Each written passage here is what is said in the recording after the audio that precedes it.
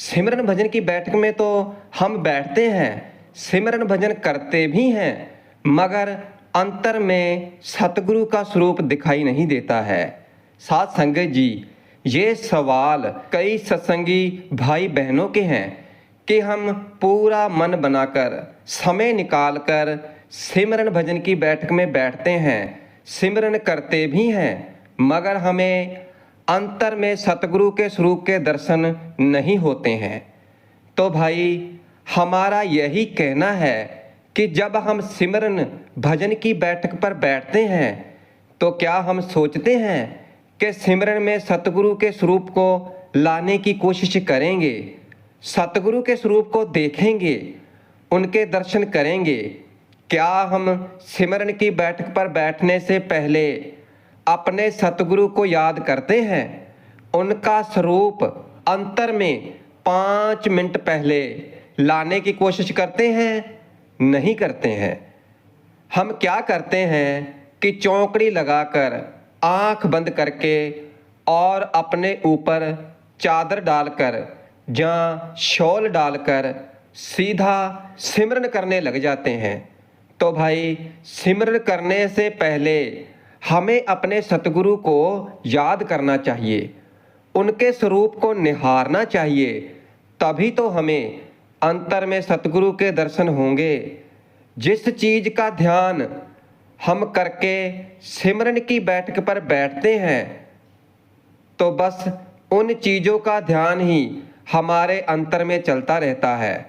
जब तक हम सिमरन की बैठक पर बैठे होते हैं तो भाई, अगर अंतर में किसी और चीज का, यानी इस संसार की वस्तुओं और शक्लों और पदार्थों को लेकर हम सिमरन की बैठक पर बैठेंगे तो फिर इनका ही तो ध्यान चलेगा हमारे अंतर में। फिर कैसे हमें अपने प्यारे सतगुरु के दर्शन होंगे? अब जैसे हम कहीं जा रहे होते हैं, सफ़र पर हमें पता है कि हमें फलानी जगह जाना है, तो जब तक हम वहाँ पर पहुँच नहीं जाते हैं, हमारे दिमाग में उसी जगह की तस्वीरें घूमती रहती हैं, उसी जगह का ख्याल आता रहता है। क्यों?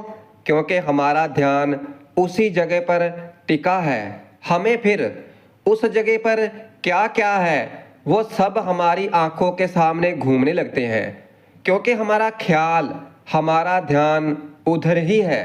इसी तरह अगर हम सिमरन करने से पहले थोड़ा समय ही सही अपने सतगुरु का स्वरूप का ध्यान नहीं करेंगे तो फिर भाई, कैसे हमें सतगुरु के स्वरूप के दर्शन होंगे?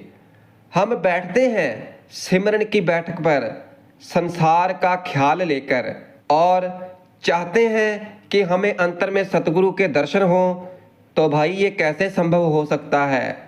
वैसे तो आम तौर पर हम सतगुरु के दर्शन करने के लिए डेरे में जाते हैं, उनका सत्संग सुनते हैं और सोचते हैं कि सतगुरु के सत्संग सुनेंगे और फिर उनके दर्शन भी करेंगे। मगर हमारे लिए ये मुश्किल हो जाता है, क्योंकि काम धंधों में इतना बिजी है कि हम समय ही नहीं निकाल पाते। हमारे लिए बहुत मुश्किल हो जाता है इन काम धंधों में से डेरे में जाना। मगर एक बात ये भी है कि पूरा गुरु कभी ये नहीं कहता कि उनके दर्शनों के लिए उनके पीछे पीछे भागते रहो। आप जी तो कहते हैं कि सच्चे दर्शन तो वो हैं कि यदि उनका अभ्यासी 7 समुंदर पार भी बैठा हुआ है तो उन्हें वहाँ भी जाकर सतगुरु दर्शन देते हैं। इसलिए सतगुरु के 2 तरह के दर्शन हैं। एक तो बाहरी दर्शन जो हम डेरे में जाकर करते हैं, और एक आंतरिक तौर पर किए गए दर्शन। सबसे पहले तो इन दर्शनों का महत्व हमारे लिए समझना बहुत जरूरी है, क्योंकि ये हमारे सिमरन करने में हमारी बड़ी सहायता करते हैं। 5वीं पातशाही श्री गुरु अर्जन देव जी महाराज फरमाते हैं कि दर्शन वेटत पाप सब नासे, हर से देई मिलाई। आप जी इन दर्शनों की महत्ता को बयान करते हुए समझा रहे हैं कि यदि हम सतगुरु के सच्चे दर्शन करते हैं तो फिर हमारे जो कोट जन्मों जन्मों के पाप जो हमने कर रखे हैं तो वो सभी कट जाते हैं। हर से देई मिलाई, हर से यानी उस परमात्मा से, उस हरि से, उस कुल मालिक से ये सतगुरु दर्शन हमें मिला देते हैं। अब देखो कितने अनमोल हैं सतगुरु के दर्शन, कितनी बड़ी महिमा है सतगुरु के दर्शनों की, कि इस बात को समझने की कोशिश करें। हम ये समझते हैं कि दर्शनों का मतलब है कि जैसे डेरे में जब भंडारा होता है तो सतगुरु जी सत्संग फरमाते हैं और हम सत्संग सुनते हैं, फिर सतगुरु जी दर्शन देने आ जाते हैं और हम उन्हें देखते हैं, उनके दर्शन करते हैं, हम उन्हें देखते हैं, उन्हें निहारते हैं और हम भी चाहते हैं कि सतगुरु आए और उनकी दृष्टि हमारे ऊपर पड़े, वो हमें देखें। लेकिन भाई ये तो हो गए सतगुरु के बाहरी तौर पर दर्शन, कि सतगुरु जी आए और उन्होंने हमारे ऊपर अपनी दृष्टि डाली और हमने भी उनको देख लिया। चलो भाई ये भी ठीक है, मुबारक है, करने चाहिए, जरूर करने चाहिए, क्योंकि इन्हीं दर्शनों को देखकर तो हमारे अंतर में सतगुरु के दर्शनों की लालसा पैदा होती है, चाह पैदा होती है। तो भाई ये तो हो गए सतगुरु के बाहरी दर्शन। लेकिन जो हमारे अंतर में, हमारे अंदर जो तड़प है, जो बिरहे है सतगुरु के दर्शन करने की, तो वो तो हमारी आस, हमारी तड़प वैसी की वैसी ही रह गई ना, वो हमारी आस तो वैसे ही रह गई। तो भाई ये सब चीज़ें बाहरी हैं, ये दर्शन बाहरी है, ये दर्शन बाहरी दर्शन है। इसलिए सबसे पहले तो हमारे अंदर तीव्र इच्छा होनी चाहिए कि हम आज सिमरन की बैठक में बैठ रहे हैं तो हमें अंतर में सतगुरु के दर्शन करने ही हैं। आज सिमरन में सतगुरु का ध्यान करना ही है। और ये हमने आपसे कहा कि सिमरन की बैठक पर, सिमरन शुरू करने से पहले अपने सतगुरु का थोड़े समय के लिए ही ध्यान जरूर करें, फिर ही सिमरन शुरू करें। और हमारी यही इच्छा होनी चाहिए कि हमें सतगुरु से प्रेम है और इसीलिए उनको देखने की इच्छा मन में उत्पन्न होती है। क्योंकि पहले प्रेम जरूरी है, पहले अपने अंदर सतगुरु के प्रति प्रेम पैदा करने की जरूरत है। जैसे जब किसी चीज़ से या किसी इंसान से हमें प्रेम हो जाता है तो हर समय उसकी तस्वीर, उसकी शक्ल ही हमारी आंखों के सामने घूमती रहती है। तो इसी तरह हमें अपने सतगुरु से प्रेम करने की जरूरत है। जब हमारे अंदर सतगुरु के प्रति प्रेम पैदा हो जाएगा तो हमें हर समय, हर जगह सतगुरु ही सतगुरु दिखाई देने लगेंगे और फिर सिमरन में भी हमें सतगुरु के दर्शन जरूर होंगे। और आप बैठे हैं सिमरन की बैठक पर सच्चे मन के साथ, पूरे विश्वास के साथ, श्रद्धा के साथ सिमरन कर रहे हैं, प्रेम के साथ सिमरन कर रहे हैं और फिर अपने आप सतगुरु का स्वरूप सामने आ जाए तो फिर हमें जबरदस्ती नहीं करनी है। क्योंकि हमारे में से ही कई लोग ऐसे हैं कि जो जबरदस्ती करने लगते हैं। तो भाई जबरदस्ती नहीं करनी है, क्योंकि ये तो भक्ति का मार्ग है, प्रेम और प्यार का मार्ग है। और फिर जैसे जैसे आप इसमें डूबते जाएंगे, जैसे स्वामी जी महाराज एक जगह फरमाते हैं कि जिन पर मेहर दया सतगुरु की उनको दर्शन दें। आप जी फरमा रहे हैं कि जिन पर सतगुरु की दया मेहर हो जाती है, कृपा हो जाती है, तो फिर उनको सतगुरु दर्शन देते हैं और वो भी घर बैठे हुए ही सतगुरु उनको दर्शन देते हैं। और एक बात ये भी है, इस झंझट में कभी मत पड़ना कि अंदर दर्शन करने से हमें क्या फ़ायदा है, हमें क्या फ़ायदा हो रहा है और क्या नहीं हो रहा है। ऐसी झंझटों में तो हमें पड़ना ही नहीं है, क्योंकि भाई फायदे तो इतने हैं कि अगर सुना दिए तो आप कहेंगे कि क्या नहीं होता सतगुरु के आंतरिक दर्शन करने से। इतने अनगिनत लाभ हैं कि लिखते चले जाओ, लिखते चले जाओ, बस लिखते चले जाओ। सबसे पहली बात तो ये है कि सतगुरु के आंतरिक दर्शन करने से हमारे अंतर में पवित्रता आती है, और पवित्रता केवल सतगुरु के दर्शन करने से ही आ सकती है। और सतगुरु के आंतरिक दर्शन करने से हमारे अंदर प्रेम और प्यार बढ़ता है। प्रेम अपने आप हमारे अंदर उपजता है, और फिर जब हमारे अंदर प्रेम पैदा हो जाता है, जब प्रेम उपजता है, तो फिर हमारे अंदर काम, क्रोध, लोभ, मोह, अहंकार, किसी के प्रति ईर्ष्या, किसी के प्रति नफरत, ये हमारे अंदर से खत्म हो जाते हैं।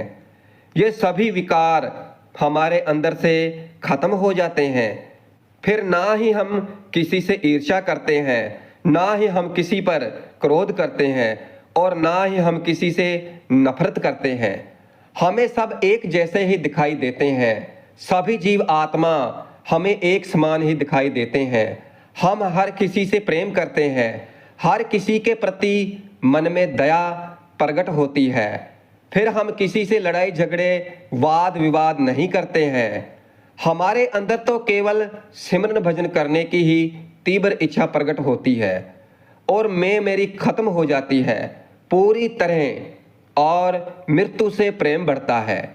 कोई सोच सकता है, ध्यान रखना, जब हमें हमारे अंतर में सतगुरु के सच्चे दर्शन होने लगते हैं, तो फिर मृत्यु से ऑटोमेटिक प्रेम बढ़ता है, क्योंकि ये संसार हमें नश्वर लगता है। दिन और रात्रि की कीमत हमें पता चलती है, और हमें इस समय का भी अंदाजा लगता है कि हमारे लिए समय कितना अनमोल है। हम इस समय की कदर नहीं करते हैं।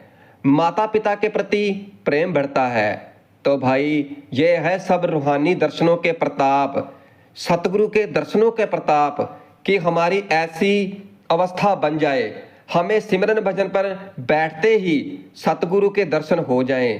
तो भाई पहले हमें अपने आप को ढालने की जरूरत है, अपने आप को बदलने की जरूरत है। हम जब भी सिमरन की बैठक में बैठें, तो हमें अंदर ये गहन इच्छा होनी चाहिए कि हमें सतगुरु के दर्शन करने ही हैं। हमें सतगुरु के दर्शन करके ही सिमरन की बैठक से उठना है। हमें सिमरन के अंदर सतगुरु के दर्शन होने ही चाहिए, तभी हमारी भक्ति, हमारा नाम का सिमरन पूरा होगा। ऐसी गहन इच्छा लेकर बैठना चाहिए, और फिर जब हम ऐसी इच्छा लेकर बैठेंगे तो सतगुरु के दर्शन तो जरूर होंगे। सिमरन करने से कुछ समय पहले हमें अपने सतगुरु को याद करना है, अपने सतगुरु के स्वरूप को आगे रखना है, और उनका धन्यवाद करना है, उनको प्रणाम करना है, उनकी आंखों को निहारना है, और फिर सिमरन करना शुरू कर देना है। जब हम ऐसा करने लग जाएंगे, सिमरन से पहले सतगुरु के दर्शनों की इच्छा लेकर बैठेंगे, तो हमें सतगुरु के दर्शन होंगे ही होंगे। और इनके लिए हमें कहीं बाहर जाने की जरूरत नहीं है। अपने घर में, अपने परिवार में और अपने आसन पर बैठकर यहाँ पर बैठ जाना है। अपने घर में, अपने परिवार में ही, और उसी आसन पर बैठ जाना है जिस पर हम रोजाना सिमरन भजन करने के लिए बैठते हैं। और फिर सतगुरु का ध्यान करना है। और फिर जब एक बार हमें सच्चे मन के साथ, प्रेम के साथ, श्रद्धा भावना के साथ सतगुरु का सिमरन करेंगे, और फिर जब सतगुरु के हमें दर्शन हो गए, तो फिर भाई जब हम दूसरे दिन, अगले दिन जब हम सिमरन पर बैठेंगे, तो फिर हमें इतना समय नहीं लगेगा। हम याद करेंगे और सतगुरु का ध्यान करेंगे, और सतगुरु का सूक्ष्म स्वरूप हमारे सामने आ जाएगा। तो भाई इसके लिए हर समय सोते जागते, चलते फिरते, खाते पीते सतगुरु का ध्यान करना पड़ता है, सतगुरु को याद करना पड़ता है। फिर तो हमें ये महसूस होता है कि सतगुरु हमारे पास ही हैं और हम सिमरन भजन की बैठक पर बैठे हुए हैं और हमें ऐसा लगता है कि हमारे सामने हमारे सतगुरु बैठे हुए हैं और उनके होठ हिल रहे हैं और वो हमसे बातें कर रहे हैं। फिर तो साधक हर समय सतगुरु के दर्शनों में ही डूबा रहता है। उन्हें बाहर की कोई खबर ही नहीं होती, चाहे बाहर कुछ भी हो रहा हो। तो भाई ऐसे ऐसे फायदे हैं सतगुरु के अंतर में दर्शन करने के। और ये सब कैसे होगा?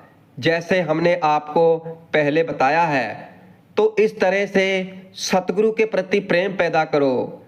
सिमरन से पहले सतगुरु का कुछ समय के लिए ही सही ध्यान करो, सतगुरु को निहारो और फिर सिमरन शुरू कर दो। क्योंकि जब ऐसी इच्छा लेकर बैठेंगे सिमरन की बैठक में, यानी सतगुरु के दर्शनों की इच्छा लेकर बैठेंगे, तो सतगुरु के दर्शन अवश्य होंगे। सतगुरु का स्वरूप हमें जरूर दिखाई देगा।